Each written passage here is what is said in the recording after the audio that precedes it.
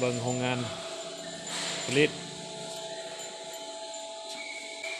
นี่เป็นโรงงานเหยียบล่องหลายระบบ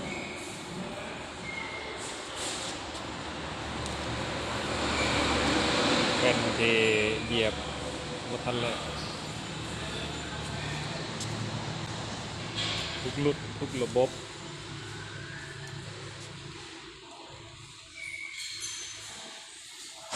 เป็นโรงงานเหยียบร่องสังกะสี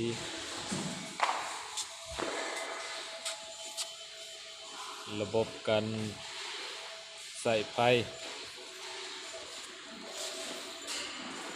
เครื่องจักรไฮดรอลิก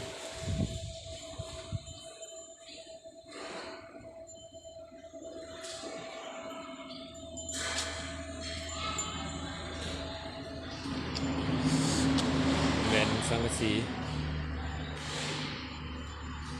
ก็ใส่โซล่ามอเตอร์2 มอเตอร์ก็หนึ่งได้จักโตนเอาโตน3 โตนเนาะก่อนนี่เป็นเครื่องปั่นออกสังสีที่ยังท่านเหยียบล็อกเนาะอยู่2 ระบบ2 ห้องตัวนี้เป็นรุ่น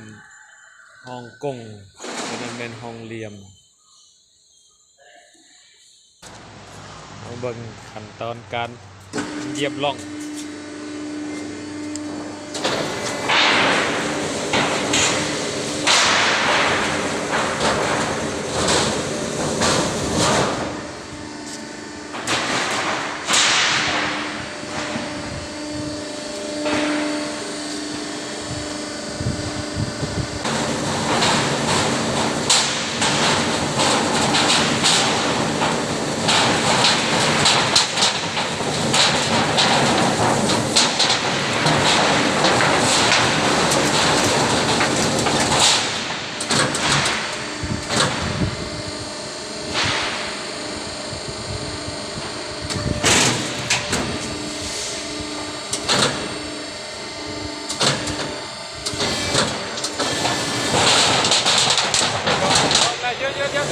นี่เขาแปลน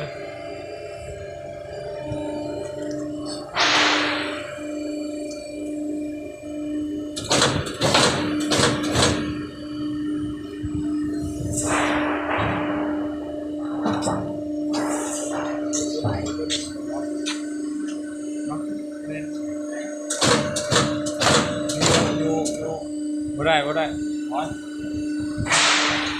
ยก่อนพี่หยอมันต่ำมันงอถอยเลย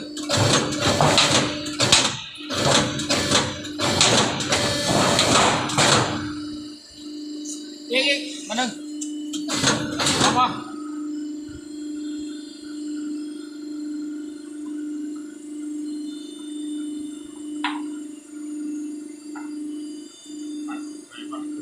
ไปจะได้แพ้ไม่ได้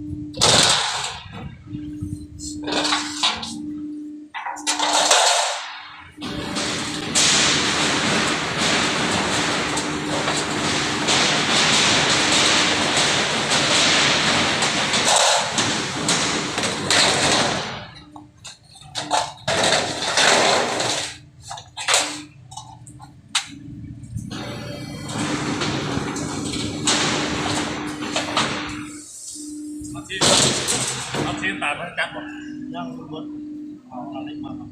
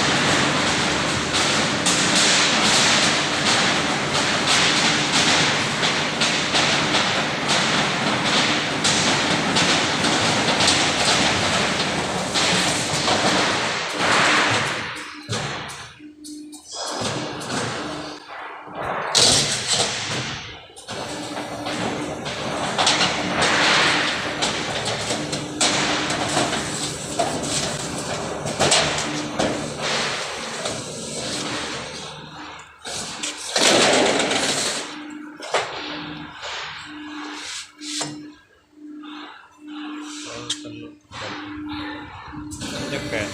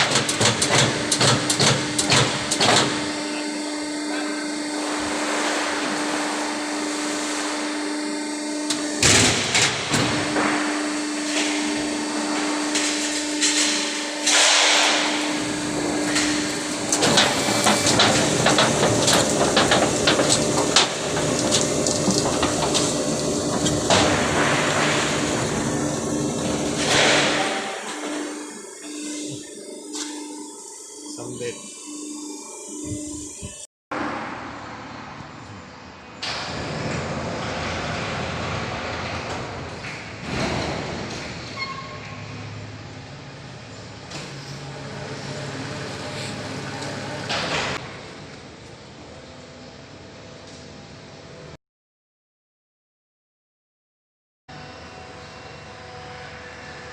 ตอนนี้เฮา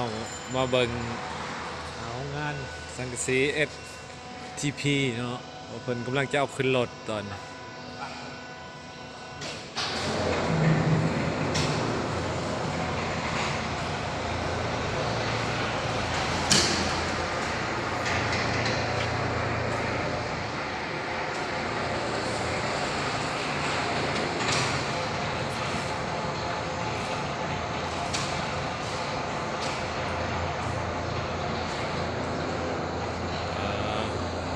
พอดีเลยเนาะ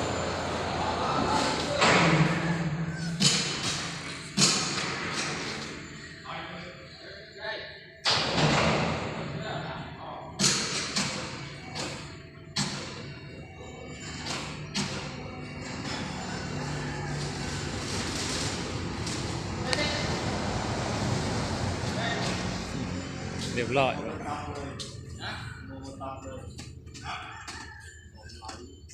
ไลฟ์บอกไลฟ์ยังนะรวมถึงสิโอ้ยได้ก็จะรุ่นนั้นเด็กก็จะรุ่นแต่ข้าวอยู่ว่าเยอะจะรุ่น